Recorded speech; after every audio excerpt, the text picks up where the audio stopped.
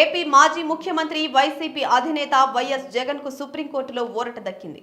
YS Jagan బెయిల్ను రద్దు చేయాలని, ఆయనపై ఉన్న అక్రమాస్తుల కేసులను మరో రాష్ట్రానికి బదిలీ చేయాలి అంటూ డిప్యూటీ స్పీకర్ రఘురామకృష్ణంరాజు గతంలో వేసిన పిటిషన్ను సర్వోన్నత న్యాయస్థానం డిస్మిస్ చేసింది. ఎమ్మెల్యే, ఎంపీల కేసుల విషయంలో గతంలో సుప్రీంకోర్టు ఇచ్చిన తీర్పే ఈ కేసుకు కూడా వర్తిస్తుందని జస్టిస్ నాగరత్న, జస్టిస్ సతీష్ చంద్ర మిశ్రాతో కూడిన ధర్మాసనం తేల్చి చెప్పింది. జగన్మోహన్ రెడ్డి బెయిల్ను రద్దు చేయాలి అంటూ రఘురామకృష్ణరాజు ఇటీవల సుప్రీంకోర్టులో అప్పీల్ దాఖలు చేశారు.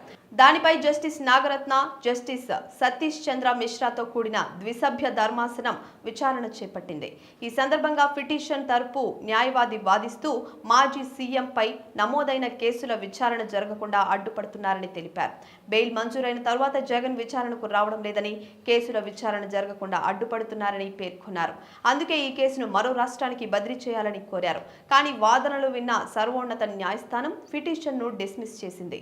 ఎమ్మెల్యే, ఎంపీల కేసుల విషయంలో గతంలో సుప్రీంకోర్టు ఇచ్చిన తీర్పే ఈ కేసుకు కూడా వర్తిస్తుందని తేల్చి చెప్పింది. ట్రయల్ కోర్టు రోజువారీ విచారణకు తీసుకురావాలని, హైకోర్టు కూడా పర్యవేక్షించాలని సుప్రీంకోర్టు తెలిపింది.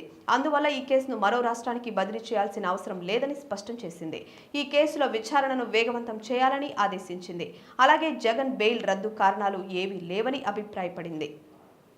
రఘురామకృష్ణంరాజు దాఖలు చేసిన పిటిషన్పై అసహనం వ్యక్తం చేసింది. ఈ వివాదాన్ని హైకోర్టులోనే తేల్చుకోవాలని స్పష్టం చేసింది.